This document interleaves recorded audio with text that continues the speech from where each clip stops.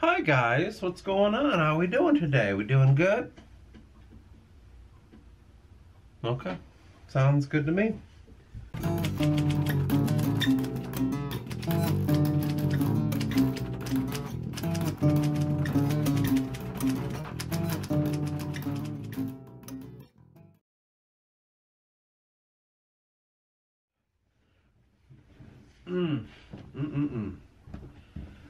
We are a little taller, aren't we? I really want to start wondering at he's not the main antagonist because it's so little so far. There's so little influence that he has in the books. Not really, but when it comes to his being presented so. But the main big bad guy, that's eventually what we're going to kind of think about a little bit. You know, it's so cool to there's like a double-sided thing here. So one, it's really cool, and the other side, it's really daunting. The really cool thing is thinking about all the things that are going to come in this book, that are even past book 2, which I'm working on now. I'm just like, man, it's gonna be so crazy if I can do this right. And then here's the daunting side: if I can do it right, what I will put these characters through, and what the reader will kind of watch happen to them. It's gonna just, man. There's so many real life things that I draw on when it comes to the things that I'm trying to do with these characters, and I sometimes wonder where where these stories come from. So for me, there's a series on YouTube it means a lot to me, and I watch it every so often, ritualistically, if you will. Is Joseph Campbell. An interview is called "The Power of Myth," and it's like 6 parts. I watch that stuff because it really helps me keep focused on what I'm trying to do here. Because all the time I feel so very lost in the sea. I don't have much assurity. I don't have much. I have a lot of doubt, right? And I told you about in the books that there's a lot of doubt that each character will go through. And I reflect that and I mirror that with my very own. So, real life, for instance, I went and met with a deacon of a Catholic church and kind of discussed some things with him.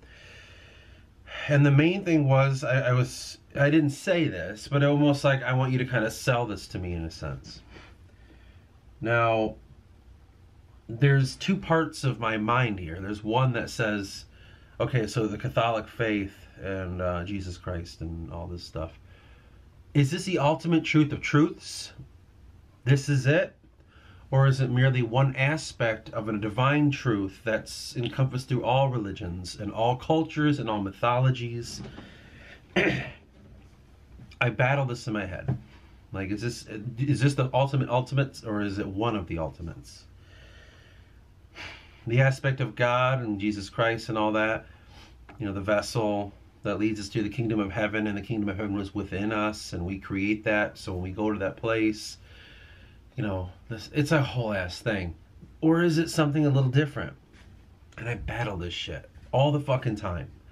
I don't know what to believe. I really don't. I'm so fucking lost. I have no true conviction of like, this is this and this is what will always be. I'm just adrift of like, I don't know. So in some sense, what that adriftness does is it kind of, I just feel myself throughout the world and just trying to find all these aspects and piece them all together in my mind. But I use, as I said before, the book being a template, I use the book as this place I go back to. I go out in the world and I gather all this information and take all these books with me and I walk into my book and I just go, okay, so we have all these books here. Let's see if we can kind of compartmentalize them and move them around and find ways to find ourselves. So these books that I'm out searching for, I'm just using as like pillars everywhere. Like, okay, like we're setting up our home. Meanwhile, the story of my own book comes through this. So it kind of acts like these books not only are the foundation and the structure of my story that I'm telling, but they're also the filter to which the narrative will pass through. But the hardest part for me, the hardest part of life, I find, is having a true conviction of a belief system that you're just like, and that's fucking it, and I will not budge from it. Because there's that duality, right? We keep living in duality. It's like there's that, well, I don't want to confine myself so much and limit myself as this side of it. But the other side's like, but also I have no fucking idea. Like I lack confidence in my decisions or my belief system because they're so, profundity is a fun word, but they're so like to the wind, if you will. I can't seem to just trap them.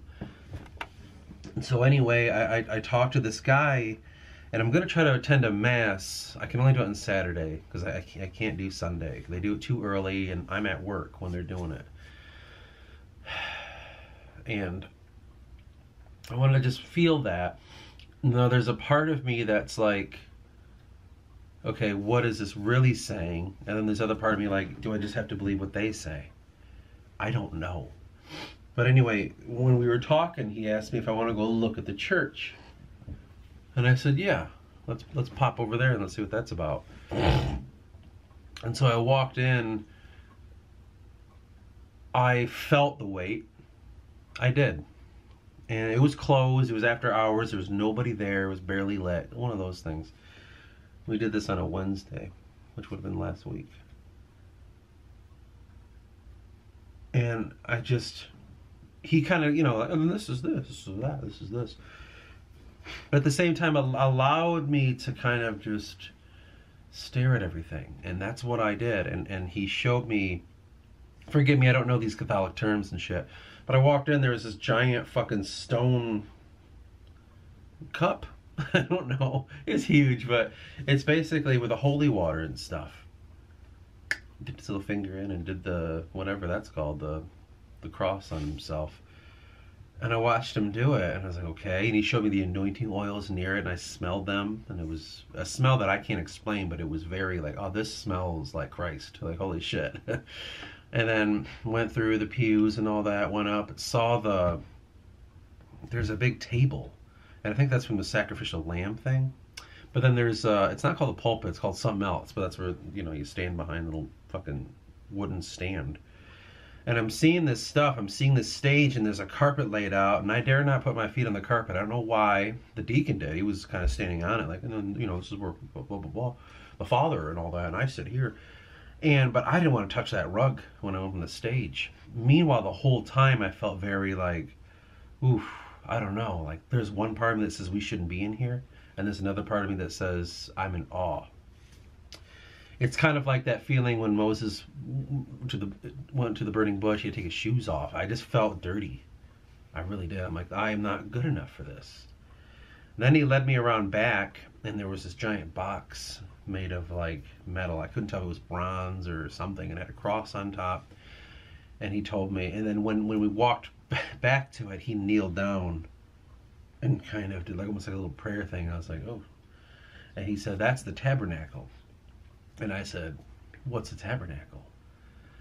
I had never heard of this before. I've heard of a tabernacle, but I didn't know. You know what I mean? Like, that's a word I've heard in my life, but if you asked me a week ago what it is, I'm like, I don't know. Is it some sort of prayer? So, and he said, that's where, essentially, that's where all the bread goes that they don't consume. Because that's still the body of Christ. It was anointed as such, I guess. I don't know if the wine goes there too or not. I don't know. The logic part of my brain's like, oh, that's why that bread looks like it's really not real food, because it's going to sit there for a fucking year. Because apparently they take that bread inside that box and they throw it out 3 days before Easter or something like that, or during that period of Jesus Christ being inside the tomb, not coming back quite yet. And that's what that's about. Because you can't just throw out bread that's the body of Christ. You got to do something with it. So they put it in the tabernacle. And I was like, why don't we just like feed that to other people? But then there's a whole ass thing. And he said, yeah, that's the body of God. That's God right there. That's God. And I looked at it, And I'm still trying to figure out how I felt. Because as I was staring at it, not only did I feel uncomfortable, not only was I very aware of my body, and I was very aware of everything about myself. I was truly aware in that moment. And that awareness was fear. And I was standing there scared. And I was looking at it, very curious, but also very, not disturbed, but kind of like, oh, I don't know. This is weird, but interesting weird. I don't know if I felt God there. I don't know. Because I don't know. Like, I can't really elaborate more on that. Usually I'm pretty good about elaborating on fucking weird shit, but that was an instance where I was a little awestruck. I'm like, that's God? Right there. Yeah, that's God. That's his, the bread is his body. Kind of like he said in the Bible, right? I don't know. And then he showed me where the confessions were and stuff, and I asked myself, is this something that you want to do? But at the same time, you have a really hard time grasping what you consider the low aspect of religion, which in my definition means purely the religion. Believe without seeing the metaphor behind it, or without seeing the real truth behind it, just believe the thing. Like, the religion says this man is this, and that's that, and this is this, and for me, it'd be like, yeah, I'll believe that, and I won't look above it. I'll just stay locked in this. I'll stay in the catechism. I'll stay in believing Christ is the Savior of man, and he came here to save us and give us the new kingdom, and blah, blah, blah. Like, that shit, I don't know if I can do that. I don't know if, I think I'm always going to be looking up, like, but what does it really represent, and what are these stories connected to, and Christianity is so the same as these religions in the past, and they all have some sort of merit of truth, and are they all some sort of strike or some sort of lighting of a little tiny candle inside of a giant black room? Do they all have a glimmer of hope and truth in them, and that lead us back to what we consider the source that might be God, or God himself comes from that source, whatever the fuck you believe? I can't help go there. So that was what I struggle. I'm like, I could sit here and go to these masses and stuff and get all spiritual and feel, and at the same time take what whatever they call them in Catholicism, the father, the pastor, I don't know. He'll say stuff, and I can sit there and go, I'm going to go above what he's saying and listen with a different viewpoint, listen with a higher mindset. You know, he's talking about like what Christ did, blah, blah, blah. I don't even know what happens in a mass. They reenact the fucking crucifixion thingy, but does he talk afterward? I don't fucking know. Regardless, I could take it and just go higher with it and just, but is that what I want to do? I don't know. I'm just so conflicted, and it's hard to talk to someone who's truly in the faith, because they're just going to say, like, Jesus Christ died for you. He wants to talk to you. He wants to be there for you. You have to do this, and, like, you know, blah, blah, blah. Like, they're so in that, the bubble, the circle, and I'm outside of it. But also, like, I've read esoteric things, and I've looked above and about the world, and so I'm like, oh, I don't know, that's so close. Like, what does he truly represent? You know, Christ is this vessel, and if I know vessels the way I'm creating it in my book, like, he's transcending us to something else. It's not, you gotta fucking believe this one thing. Like, he's just an aspect of it, and through him it allows us this place in us.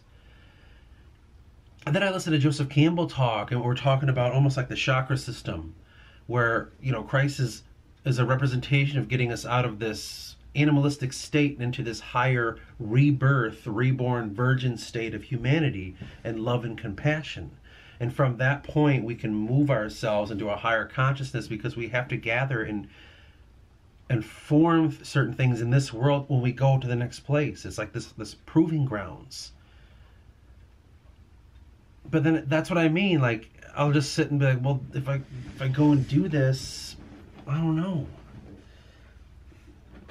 Will they understand that's what I'm about, what I'm trying to do? Because the biggest thing whenever I talk to someone who had, not even just Catholic, just someone that has a faith that they're fucking on about, even if it's a Protestant, they're always talking about, like, you know, he's here he can save you, he can help you, he can, he'll forgive you. And I do struggle with forgiveness and stuff, but I'm not looking to like, oh my God, I'm okay. I'm looking to reach something, like I'm not trying to find God because I just want to like get a ticket into heaven, or I just want to be told I'm a good boy necessarily, or I'm just trying to be saved in some sense. Like in my mind, I'm trying to attain something higher and use it as a platform. I'm trying to be the best person I can be the most intelligent person I can be, or the most profound, or whatever the situation would dictate. I'm always seeking to do something higher than myself. I don't come here because I want to be made to feel good and realize it's all okay. Like, no, I know it is okay. I know that every day it sucks and life fucking blows, and half the time, like, I don't think I've ever woken up and felt like, even on my days off, there's always dread, terror, and I'm just like, is this still happening? So I understand that life is fucking turmoil. But I also understand there's a beauty in that. I understand that you grow from the darkness, and because you have to come from it. And that's what my book's about, right? That's why mankind was born in the dark forest, and he comes out of it and he has to explore himself. All that being said, I'm not coming to religion to like, oh my God, I can just not worry about anything anymore, and he's got this. He'll do it all. I think that's mistranslated. Because I think that God is within us. What do you mean, like, he's got it, he'll take care of it, he'll do it? Like, that's us. The God of ourselves. And I don't know, maybe that's heresy to most people. I don't know. But it's just, the more I go, the more I just get confused. And you know how I said in the past, I was like, man, like sometimes other people's faith and other people's beliefs, if it's so vigorous or if it's so powerful, I'll get lured into it, and I don't even know if I should believe myself or them. It happens with everything. I always give the benefit of the doubt. I'm like, you're this fucking animate about it, you must be right. And I must listen to you and think of it later.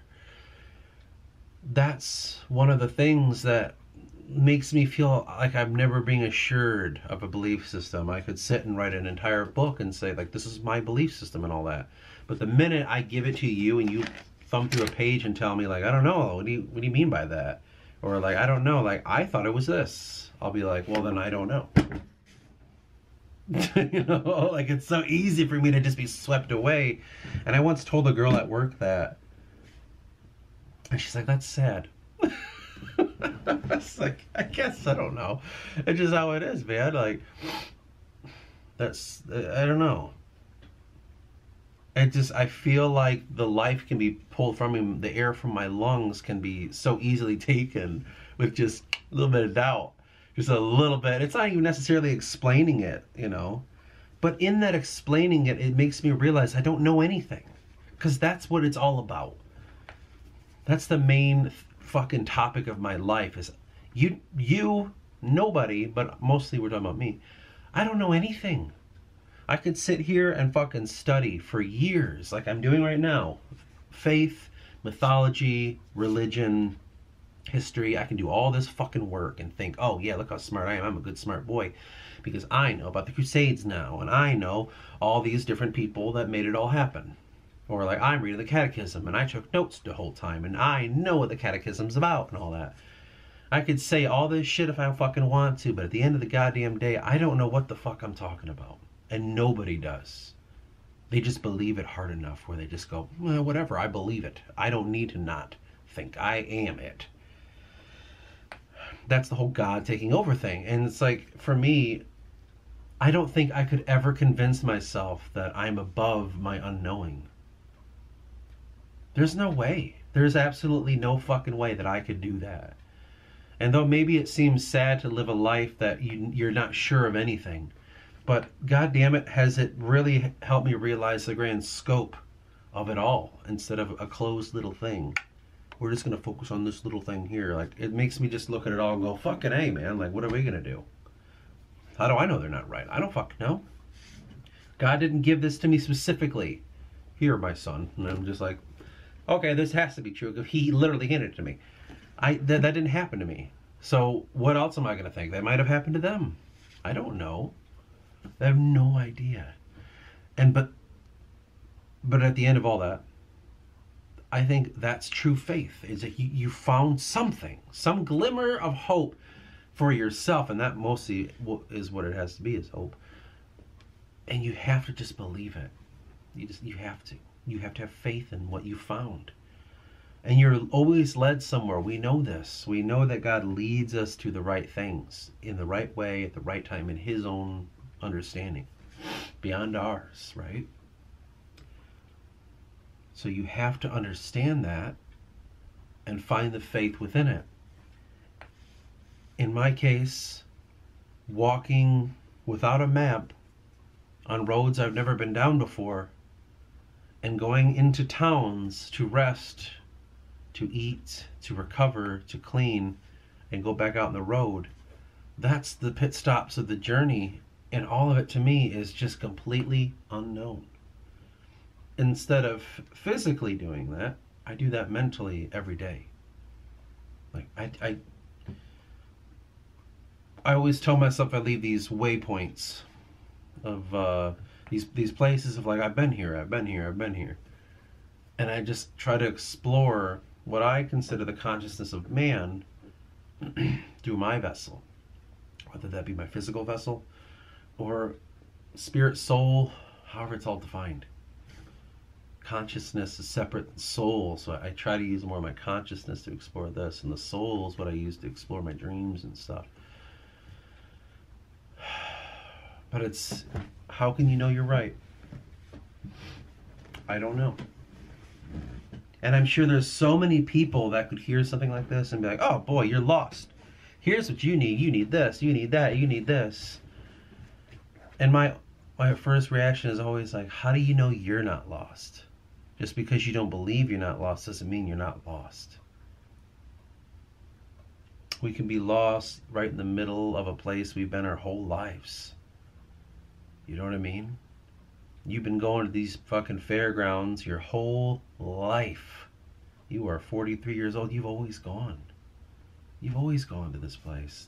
That doesn't mean you know what it is or understand how it works.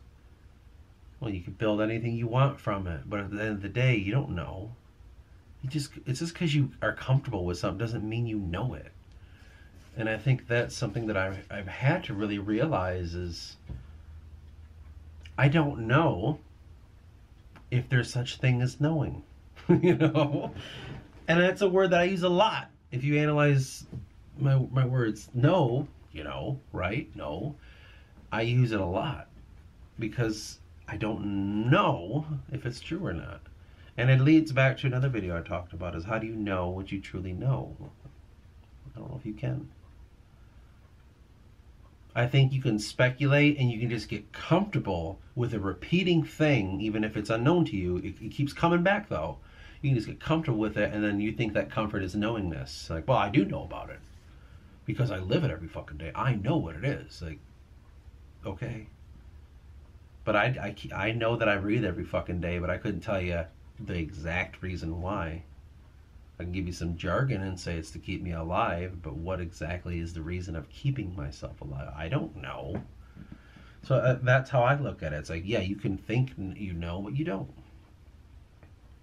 And I speak for myself mostly, and I try not to speak too much for other people, but, you know, whatever. It's tough. It really is. It's being adrift. It's floating quietly within yourself in this vastness. And I'll bring it all the way back. Along the way, I gather things that feel right to get. Things that just, as I'm looking into different subjects or different thought processes or different mythologies or history or whatever the fuck it is I'm searching through, and I'm just brought to like, hey, here's the big ones. For instance, St. Augustine's City of God. Sitting here looking at Catholic stuff, this book pops up, like, we gotta get it, and then I don't know what the fuck's in it. I don't even know when I'm gonna get to read it, because I've got hundreds of books in here. Hundreds. They're all like off camera. But like, I don't know, but it's there, it was presented to me, I took it, we'll figure it out when we need it. Holy shit, man, what do I do about that? And so I move forward, and again, I take it back to my book. My book is the representation, the metaphor, the understanding of my own life. The only way I know how. Through this fantasy. And meanwhile, it's this place, this platform that I land my feet on, and I look out, and I construct it based on the way my mind works. At the end of the fucking day, this world, Yuandra, the planet, it's just my mind. It's the place in which I inhabit. It's the place that makes sense to me. And so every time I go there, I make it more intelligible, more real, more feel, more touch. The stories, the characters are aspects of self and others that have influenced self. This place is so far a hellscape. You know what I'm saying? Like, you look at the map and you see such beauty, such wonder, such unexplained that needs to be explained. Let me just show you a real-time image close up of the map I drew. Now, I know there's stuff in the background, but look, I took my fucking time on this thing. It's a fucking place. When I drew it, I used a magnifying glass to get in there because I drew so small. I drew so small, man. I had to. I just felt like you got to add more realism. You got to get in there. You can't just make this surface area. It's wonderful. It looks great. It has fun history. But it's like that other world that I was so fascinated with. It gets more sinister the longer you stay, and you start realizing all this beauty is just masking a lot of ugliness. And I think that's how the mind is, at least my mind. So living a life of unsurety, living a life of unknowingness and not understanding things, going into this book, creating my own mind and every aspect in it, and creating the characters of myself and of others, it's the only foundation I have that feels solid enough that I want to stand on it. In some sense, it is my religion. I do this all the fucking time. This book takes me every day, just about, almost in every way. I think about it daily, actively. It's all of me. There's no way that I can separate myself from it. I can't. And nor can the people that I know. If I ask them, can you imagine me without this book? I'm sure most people that know me will be like, no, I can't. I don't even know what you are without it. Because it's just who I've been doing it for, 12 years or so. It's my everything. But it's not as simple as I thought it was in the past, where I was like, it's just this place I escaped to. Like, yes, it is. But also it's myself. It is my mind that I'm constantly constructing and trying to shape who I am. And that's all I can really do until I truly figure out what the fuck I'm doing in this world.